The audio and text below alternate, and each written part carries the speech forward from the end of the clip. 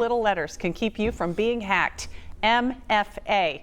Here to explain multi-factor authentication for us this morning is cybersecurity expert Dave Hatter. And this is so important on all of your platforms, I guess, right? Very important, Sheila. So there are three common types of multi-factor authentication. Talk about those. So each one works slightly differently. UFP is basically hardware-based. Typically you have some kind of key fob or something that will generate a code. That's the most secure, but it's the least practical for most people, and typically only some company's going to do that. Okay. You've got HOTP, which is hash-based one-time passcode, and that is essentially you're going to get some kind of code sent to you, some kind of PIN number, and when you get in, you will use that to log in. The most practical and most common, and frankly most useful for most people, is TOTP, which is time-based. It's similar. You're going to get a code, but you only have a certain amount of time to use it.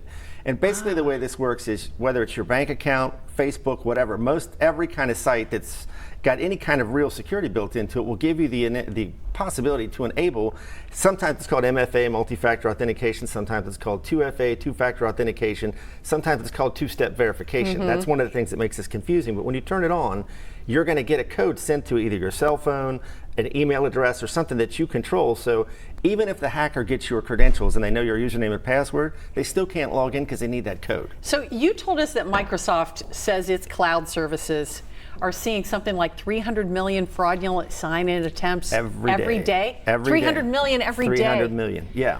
Golly. So they're talking about things like Azure and their O365 platform. A lot of people use that for email now. This is one of the reasons why multi-factor authentication is so important. So many of these attacks are automated. They have, banks of computers set up doing nothing but trying to attack accounts with stolen credentials.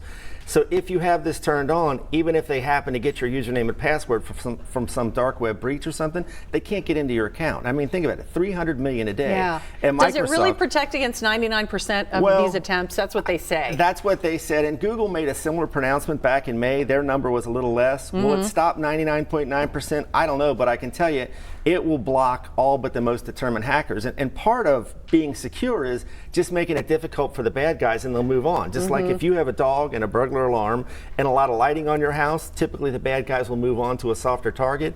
By turning this on any account that you can, I mean, Microsoft recommends not only on their products, but anywhere, whether, again, Gmail, Facebook, anything you're using that supports it, turn it on because it will make it much, much harder for your account to get hacked. So if I don't have it turned on, let's say, on my phone, I've already got my Gmail account, I've already got my bank account on there, and I'm not using two-factor or MFA. How do I turn that on? Well, it's going to depend on each particular platform that you use. So Google will have instructions, Amazon will have instructions, but really it's pretty simple. If you just go to a search engine like Yahoo or Bing or Google and you search enable MFA or 2FA on Gmail or Facebook or Amazon or wherever you want to turn it on, typically you'll get a page that has specific concrete instructions. You just walk through those, turn it on. Now it becomes kind of a pain because you got to have your phone or your email or whatever you're going to use to get that code.